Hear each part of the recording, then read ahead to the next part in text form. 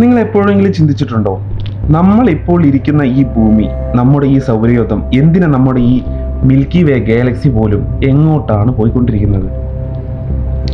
നമ്മൾ വെറുതെ ഒരു വട്ടത്തിൽ കറങ്ങുകയല്ല. നമ്മൾ എല്ലാവരും കൂടി സെക്കൻഡിൽ 600 കിലോമീറ്റർ വേഗതയിൽ പ്രപഞ്ചത്തിലെ ഒരു നിഗൂഢ കേന്ദ്രത്തിലേക്ക് കുതിച്ചുകൊണ്ടിരിക്കുകയാണ്.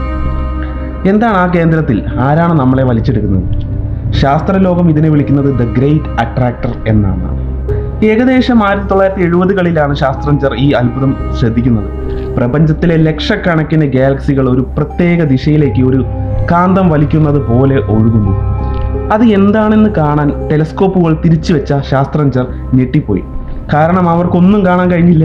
നമ്മുടെ ഈ മിൽക്കി വേ ഗാലക്സിയിലെ കോടിക്കണക്കിന് നക്ഷത്രങ്ങളും പൊടിപടലങ്ങളും ഒരു വലിയ മതിൽ പോലെ ആ കാഴ്ചയെ മറച്ചു പിടിച്ചിരിക്കുകയാണ്. പക്ഷേ ശാസ്ത്രം തോറ്റുകൊടുക്കാൻ തയ്യാറല്ലായിരുന്നു. എക്സ്റേ, ഇൻഫ്രാറെഡ് ക്യാമറകൾ എന്നിവ ഉപയോഗിച്ച് ആ മതിലിന് പിന്നിലേക്ക് നോക്കിയപ്പോൾ കണ്ടത് വിശ്വസിക്കാനായില്ല. അവിടെ ഒരു ബ്ലാക്ക് ഹോൾ അല്ലായിരുന്നു, മറിച്ച് ആയിരക്കണക്കിന് ഗാലക്സികൾ തിങ്ങി നിറഞ്ഞ ഒരു മഹാസാമ്രാജ്യം തന്നെയായിരുന്നു.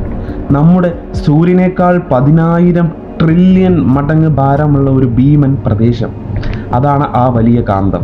ആ പിണ്ഡത്തിൻ്റെ ആകർഷണ വലയത്തിലാണ് നമ്മൾ എല്ലാവരും കുടുങ്ങിക്കിടക്കുന്നത്. ഇനി വരാനിരിക്കുന്നതാണ് ഇതിലെ ഏറ്റവും വലിയ മാറ്റം.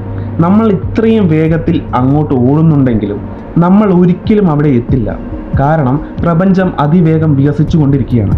നമ്മൾ അങ്ങോട്ടൊരു സ്റ്റെപ്പ് വയ്ക്കുമ്പോൾ ആ ലക്ഷ്യസ്ഥാനം നമ്മളിൽ നിന്ന് 10 അടി ദൂരത്തേക്ക് മാറിപ്പോകുന്നുണ്ട്.